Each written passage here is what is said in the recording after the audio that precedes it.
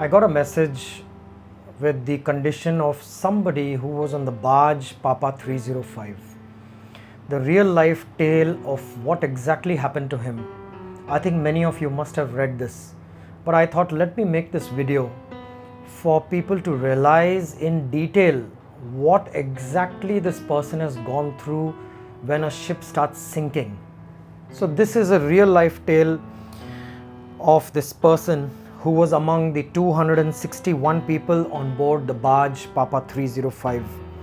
This barge went adrift with the Cyclone Tauktae before sinking in the Arabian Sea on May 17th. This 27-year-old person, he has sent his exact tale of what happened to him. He was on the barge when the cyclone hit on May 16th. It was a normal night. We had dinner and we wanted to go out to the deck, but it was too windy. This is exactly the tale of this person who was on the barge. Despite the warnings regarding the cyclone, everyone on board the barge Papa 305 was sure they would ride out the rough weather considering the vessel's size and its 8 strong anchors. Whoever watched my previous video, this barge had exactly those 8 strong anchors which I talked about. The feeling on board the ship always, which even we went through, is we feel okay, it's a storm, this ship will also take it, it should not be a problem, and we do not assume any great fatality to happen because somewhere we are confident, but sometimes things don't go right. The weather report suggested that the waves will rise to 9 meters, which actually later became 12 meters, so almost 3-floor height waves started to hit that barge, and then it became 14 meters, so almost 4.5 floors of height. You have to imagine this 4.5 floors of height of the wave. When it's 4.5 floors, that is the peak, but this is called the crest. But then we have a trough which is equally down.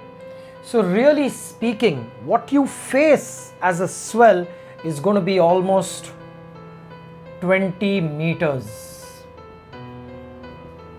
It's a very serious situation. At some point the barge started shaking. So the barge must have been roughly shaking. When you're sitting inside the accommodation, you can hear the thudder and the anchors also screeching. It's a very, very scary moment. Things started falling off the shelf because the barge must have started to move like this, and snapping sounds started coming from the deck. So possibly the chain breaking sounds also you could start hearing. Now you have to imagine this chain would not be less than power of holding at least 8 to 15 tons. 8 to 15 tons means the trucks which you see on your roads, those are called 1-tonners. So that truck can take 1 ton, those big trucks that you see. And this is a chain which can take a weight of 15 tons. So that means it can pull 15 such trucks full of their cargo of 1 ton. But ignoring all this, we decided to get some sleep and we went inside our cabins. 2 or 3 hours later, we woke up to loud instructions asking us to wear our life jackets and be prepared. And we even thought that this was only a precaution. I was on one of the rigs, and in the night, I used to do the nights, so I was sleeping in the day. I started hearing this alarm. I thought, why are they testing the fire alarm? And then I started hearing the announcement, this is not a drill. This is not a drill. We have a real emergency on board the ship. Wear your life jackets. I had a chill up my spine. So it took me straight to that time when I went through it. So as soon as I was just processing this information when I was on that rig, there was a huge explosion and the whole rig shook. And I knew, and I talked to myself and I was like, Amit, this is probably going to be your last day. So let's get back to this. Carrying our phones and wallets and passport, wearing coveralls and ditching our heavy safety shoes, we went to the office. The news was terrible. 6 out of the 8 anchors had broken. 6. And the barge was starting to swing uncontrollably, which meant the vessel was very, very unstable. 6 out of the 8 anchors have broken. This is gone, this is gone, this is gone. Probably this is gone and this is gone. So the barge is holding on only to these 2 anchors. And when the wind will start pushing it, the barge will just start going round. It will be a very terrible situation. Our biggest fear was swaying a little too much and hitting a rig platform around 200 meters. So just 200 meters away, they had this platform. This is what a platform would almost look like. I mean, it's huge. This is more like a jacket. But this barge started to sway and it would have hit this platform. That was the biggest worry they had. Then our last 2 anchors also snapped.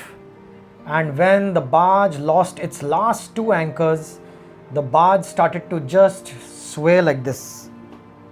As the barge was now swaying uncontrollably, we kept sending SOS. SOS, the Save Our Lives message. This is by way of a distress alert where you go Mayday, Mayday, Mayday, and you give your ship's name, and the Navy or everybody monitoring those channels on channel 16 will hear this and come to your rescue. Within seconds, the vessel had made contact with the platform. So what happened is, as soon as these 2 anchors also broke and she started moving here, within seconds, she went and she hit the platform there. Hitting a platform in such weather is a serious problem because the platform has got these pipes, oil pipes, or there will be gas pipes running on the outside on the legs. So if by any chance you hit any of these, you will have a serious explosion. Everybody in the platform will also go through a serious emergency and everybody will have to jump in the water. This is exactly what happened in 2005 when the other cyclone hit Bombay and the BHN accident. I was on the vessel called Neel Akash, and Neel Akash was involved in a lot of saving of people in 2005. But I had just signed off maybe 15 to 20 days before this incident happened. And the captain who had relieved me, he later told me about the situation which happened in BHN. Water started coming in. As people at the bottom deck called out for help, we were still not sure exactly what was happening. Nobody had the time to tell us, and we still thought that it would turn out okay.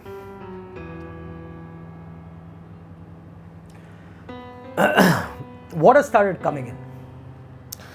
Then all of us were asked to reach the deck and deploy the life rafts, 12 on each side.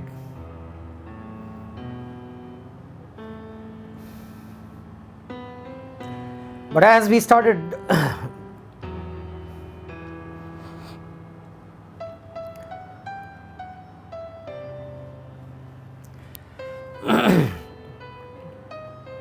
started inflating them, we realized almost all were damaged. There was just one functioning life raft. Around 10 people started to get into it. So they had 12 life rafts, 6 on each side of the barge. So these life rafts can be deployed and they can be put in the water and they will float out and they will become a life raft which you can get into. But when they started doing that, they realized that probably they got damaged with the hit, or they were not in the right condition right from the beginning. And that's the reason probably they had only one life raft remaining for them to get into. And one life raft could take certain number of people. Around 10 people immediately got in. However, even that life raft got punctured. So what happens is, in this panic situation, they inflate the life raft, and now there's only one life raft for all the 261 people on board. They start getting into that one life raft and they wear their shoes and they jump from the top. If you jump into the life raft like this with your shoes on, you will puncture the life raft because the life raft is made up of inflatable material. However, even that life raft got punctured and the barnacles at the base of the vessel. So this life raft probably also hit the side of the vessel, and normally you have a lot of sea growth here. Sea growth which you see on the shore, on the rocks on Gateway of India. You know how hard that seashell is. That life raft must have gone and hit this and immediately punctured, and it will just rip through it. That's what happened. So all the people got thrown into the water. It all happened within 2 to 3 minutes, and everybody who was in that life raft, they were never to be seen again. Deploying another life raft was out of the question. The sea was too rough. You know, the sea is giving you 20 meter jump. 20 meters, you're jumping from 5 floors, coming down 5 floors, 5 floors, coming down 5 floors. How are you going to launch anything and get in the water? It is a very difficult situation somewhere where this barge could not survive. How is this small dinghy going to survive? So we all decided to wait for instructions from a Navy ship that's stationed about 2 to 3 miles from us. 2 to 3 miles is about 5 kilometers. As the rain intensified, you will get heavy rain at such a time. Heavy rain, you cannot see anything. They told us to wait because the visibility was very poor. Pulling the ship close to the barge with these waves is very, very risky for a collision. Now if the naval ship tries to come close to this barge to save you, this naval ship is also going to go 20 meters up and down. The Navy ship is actually going to land up sitting on your head and killing you. So the Navy also told them that it's too risky for us to approach. So by then the barge started sinking.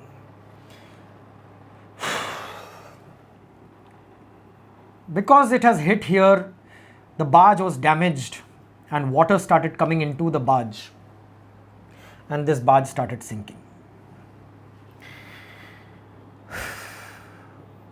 But still, till it doesn't sink, it's the best place to be instead of the life raft. When it was halfway sunk, that really hit us that we have to abandon the ship. Leaving our luggage behind, we started jumping into the sea one by one. Now you don't know where you're jumping because it's all going to be high waves like this. As soon as you jump, you will be thrown away somewhere else. The barge was now on its back, so the barge overturned. So the barge was now upside down. It was upside down. When the turn came for me and my friends to jump, we were almost 50 to 60 feet in the air. We looked down into the water and we hesitated. Whoever's seen Titanic, when the last part of the propeller is going down, that's when the jump has to happen. So this is a 20 meters jump. 20 meters means again almost 5 floors. So you have to jump 5 floors down into the sea, and you don't know what you're going to jump on because it's not like the sea is stable. Everything is moving, there is a wave hitting, and I think I was the last to jump. I was scared. Maybe that's what saved me too. I saw some of them jumping into the wrong place and things falling on them. If any of the items of the barge which have come into the water, they come and hit you, you will be unconscious. Very little chance of survival. The distance between the water and the tip of the vessel kept reducing. When it was just 10 to 20 feet, I decided it was time to jump. Thankfully, I jumped in a safe spot. I saw a group of people and I swam towards them. So what happens is, at such a time, you jump in the water and you may find certain set of people who have jumped in the water. They must all come together and they must all hold their hand and come together and stay together because you're getting thrown 20 meters. And he joined the group and they all held hands and and they waited for the rescue team. They kept their life jackets were on and they had the life jacket light so the rescue team can see the lights. The time was 6:30 p.m. That means that now it was starting to get dark and the Navy or any rescue will not be able to see you unless your life jacket light is that strong and can be visible. Now you have to understand, you're not in a swimming pool. In the mid ocean for exercises, we throw one big drum, 200-liter drum, which is the size of this and big round. We throw it, we color it orange, and we throw it in the water from the ship as an exercise. And then we ask the ship's crew that this is a man who has fallen in the water and you have to save him. You know, it takes us only 30 seconds that this person, this drum disappears from our sight into the ocean. We cannot see it anymore. It is very difficult. So this person is sitting with the life jacket with a small light into the water and the waves throwing you 5 floors up and down. It's very difficult for the Navy to sight you. The water kept hitting my face and the salt was burning my eyes. Sometimes we were pushed up into the air and sometimes the waves just submerged us. Even for an experienced person, after a while the salt water triggers gag reflex and uncontrollable cough. So much water starts going into your mouth because you're completely drenched and the sea is throwing you up and down, and it will be almost like choking all the time because the waves are going to be so big, they're almost always going to be covering your face. But then I looked at the people around me and some of them did not know swimming and they were starting to panic and flapping their hands and they were getting tired. There were 15 or 16 of us. There were 15 people here together. The waves kept separating us because see, you are all getting thrown by 20 meters up and down. So when you're holding hands, all of you will just tend to break off because the waves will throw you around. So you have to try and swim back together and hold each other's hand. It's not something that should happen to anybody, boss. We included others floating in the water and our group was getting bigger. After almost 3 hours, we saw a Navy ship. We swam towards it, but as we reached close enough, it started raining, making the sea very violent again, and people started panicking with no visibility and massive waves. Each of us realized this rescue is going to be not easy. I heard people crying for help, calling their gods, and some wish to see their mothers. Okay, at such times you will just remember people that you love and how it is shown in movies that you will, all your life will flash in front of you. That what did you do wrong, what did you do right, and what you should have done, where you should have spent more time in your life. All those things will start flashing because we've experienced that somewhere where our ship actually never sank, but we've had emergencies which have been very, very serious. I decided to close my eyes for a second. It was mainly because of the burning sensation of the salt in the eyes. When I opened my eyes again, it was around 12 a.m.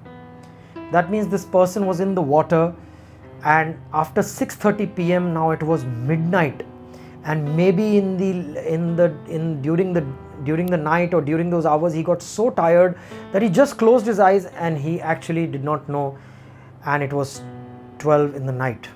So I looked around as soon as it was 12 and I found that there were only 6 people remaining from this group. Before I could process that, we again got close enough to the Navy rescue ship. They threw us a rope ladder. So the Navy ship will come. Now Navy cannot pick you up from the water. They throw a ladder like this and they will throw a rope with a buoy or something.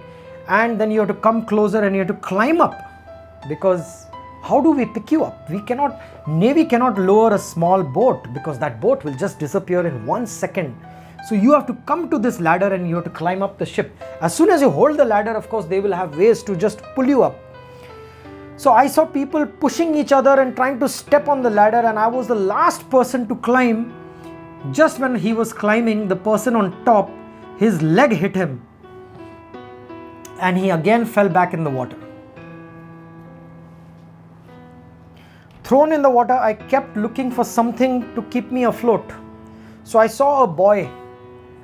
So he saw a boy in the water because he was now trying to stay afloat, and he found one buoy and he quickly held it, and he thought and he hoped there was a rope attached to the buoy so that the Navy people could pull him. But then he realized there was no rope and he started to move away from the ship, because it takes only seconds. It takes seconds for the sea to just take you out. But soon I realized there was no rope. I did not lose hope. I tried swimming with the boy towards the ladder, but a wave from nowhere just pushed me away. Within minutes, I was miles from the ship. This can throw you and take you almost half a mile in less than 2 minutes. Half a mile, 1 kilometer. You can just go, you can just disappear. The waves at that point were very high and the ship started to throw flares. So every naval ship and every ship has got the hand flares, which are like you crack it and you light it up so that somebody can see, or they throw parachute signals. But I think at such a time, a parachute signal which goes in the air and comes down with a bright light, that will be very difficult to sight because the wind will just take it away. Within a second you will not be able to see it. It was at this point I realized that I was all alone. There was no one and I had lost sight of the ship. Just when he was at the ship and he was going to be rescued, his luck was so bad that he just lost sight of the ship. At that point, I thought I'm going to die. I had this weird feeling that the waves were taking me to the heart of the cyclone. I decided to gather up my strength and swim. I played out a couple of scenarios in my mind. Maybe I get washed up in Gujarat, or maybe in Oman. I might find a platform nearby, find shelter, but maybe I'll get help in the morning. But one thought that constantly had was death. I might die of hunger, fatigue with that thought. I tried to get some sleep before a wave whipped my face. Only 30 seconds later, this kept repeating, and then it became 6 in the morning. So this person we know has been in the water from 6:30 in the evening, whole night until 6 in the morning. As daylight broke, he saw a ship. Now in daylight, it's little bigger chances of rescue. So I tried to swim towards it, and there is a whistle in your life jacket, which is very important. You have to blow that whistle. The ship honked and probably acknowledged my efforts. It came towards me and turned a little to reveal a rescue zone and several people and a ladder at bay. But I was so weak by now, I turned around and saw that I had another ship behind me. And then a Navy chopper was flying on top. That's when I realized I'm going to get out of here. The rescuers pulled me out, but the worst was yet to hit me. The bodies that were yet to be identified waited for me. More than the trauma I had just endured, it was the death of my close friends. All the colleagues that you're working with, you don't know who's died. I saw a couple of my friends who had made it. We all hugged, and I'm still eagerly waiting to hear from the others. So as of Friday, more than 50 crew members were confirmed dead, and many were still missing.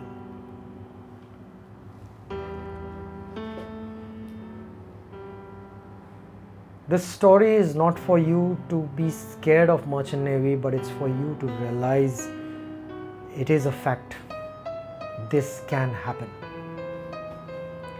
And it does happen. It has just happened. Somebody who thought he will not die. The message here, my friends, is होने को कोई नहीं टाल सकता. If something like this was destined to happen, we have to believe in that it is meant to happen, and it did happen. It just gives us a message that every given point, whether you're on the Barge Papa 305 or you're at home, do not take your life for granted. Work towards your dreams. Stay happy. Being happy is a conscious decision, and don't ignore it. This is my mission. I, Captain Amit Bhandari, am on a mission to handhold 50,000 seafarers, not less than that, to make a better life for them, a happy life for them, to make them confident, and to help them have better relationships at home, in their office, and at sea among all your colleagues. So join me in my mission and help me help you. My heartfelt condolences to the families of all those people who have been lost in this Barge Papa 305 incident. And I would like all of you at the end of this video to please give it a 15-second silence in the name of everybody who's passed away on this barge and during this incident.